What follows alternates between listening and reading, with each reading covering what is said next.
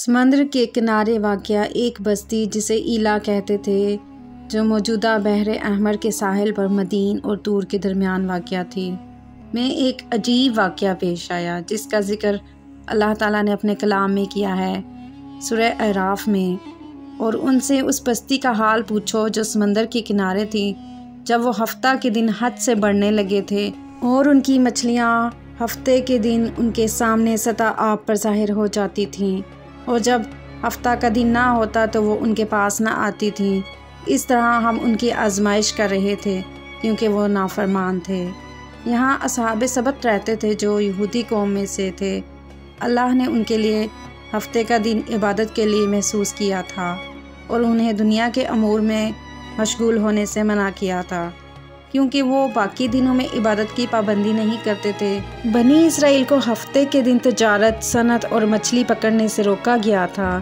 یہ اللہ کا ایک امتحان تھا کہ ہفتے کے دن مچھلیوں کی کثرت ہونے لگی، مگر وہ صبر نہ کر سکے اور انہوں نے ہیلے سے انہیں پکڑنا شروع کر دیا۔ ابن عباس اور دوسرے علماء کے مطابق یہودی اس زمانے میں ہفتے کے دن کی حرمت پر عمل پیرا تھے۔ مچھلیاں اس دن ان کی طرف امن و سکون سے آ جاتی کیونکہ وہ انہیں باقی دنوں میں پکڑتے تھے۔ اللہ نے انہیں آزمائش میں ڈالا اور ہفتے کے دن مچھلیوں کی کثرت سے انہیں آزمایا۔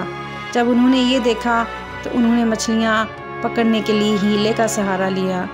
ایک دن گاؤں کے ایک فرد کو مچھلی کھانے کی خواہش ہوئی تو شیطان نے اسے ایک ہیلا سکھایا۔ وہ ہفتے کے دن سمندر کے کنارے آیا اور ایک بڑی مچھلی کو دیکھ کر اس کی دم کو رسی سے باندھ کر کنارے پر لگا دیا، اور شام کو واپس آ کر مچھلی کو لے کر چلا گیا اور اسے بھون کر کھایا۔ جب اس کے ہمسائے اس سے پوچھنے آئے تو اس نے کہا کہ یہ تو محض ایک مچھلی کی کھال ہے جو اس نے بھون لی ہے۔ اگلے ہفتے اس نے یہی کام پھر کیا اور دوسروں کو بھی بتا دیا، تو انہوں نے بھی اس کی تقلید شروع کر دی۔ بنی اسرائیل نے ہفتے کے دن مچھلی پکڑنے کے لیے نت نئے ہیلے ایجاد کیے۔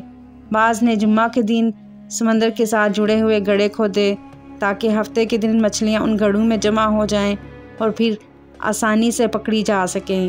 یہ کام عام ہو گیا، یہاں تک کہ لوگوں نے علانیہ مچھلی پکڑ کر بازار میں بیچنی شروع کر دیں۔ جب فاسقوں نے علانیہ اس طرح مچھلی پکڑنا شروع کیا تو بنی اسرائیل کے علماء نے انہیں روکا اور ڈرایا، مگر وہ باز نہ آئے۔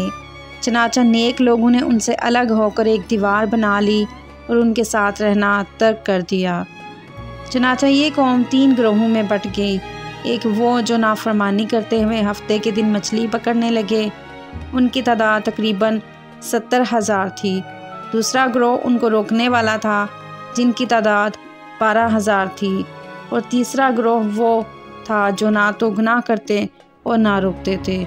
پھر رات کو اللہ کا عذاب آیا اور فاسقوں کو سزا کے طور پر نوجوانوں کو بندر اور بوڑھی عورتوں کو خنزیر بنا دیا گیا۔ صبح جب نیک لوگ اپنے کاموں پر گئے تو فاسقوں کو وہاں موجود نہ پا کر حیران ہو گئے۔ جب انہوں نے دیوار پر چڑھ کر جھانکا تو دیکھا کہ فاسق بندر اور خنزیر بن گئے ہیں اور آوازیں نکال رہے ہیں۔ انہوں نے ان کے دروازے کھولے تو ہر بندر اپنے قریبی انسان کو دیکھ کر اس کے کپڑے سونگھتا اور روتا تھا۔ مسح شدہ لوگ 3 دن تک زندہ رہے، نہ کچھ کھایا نہ پیا اور نہ ہی ان کی نسل چلی۔ اس طرح ان کی موت ہو گئی اور وہ آنے والی قوموں کے لیے عبرت کا نشان بن گئے۔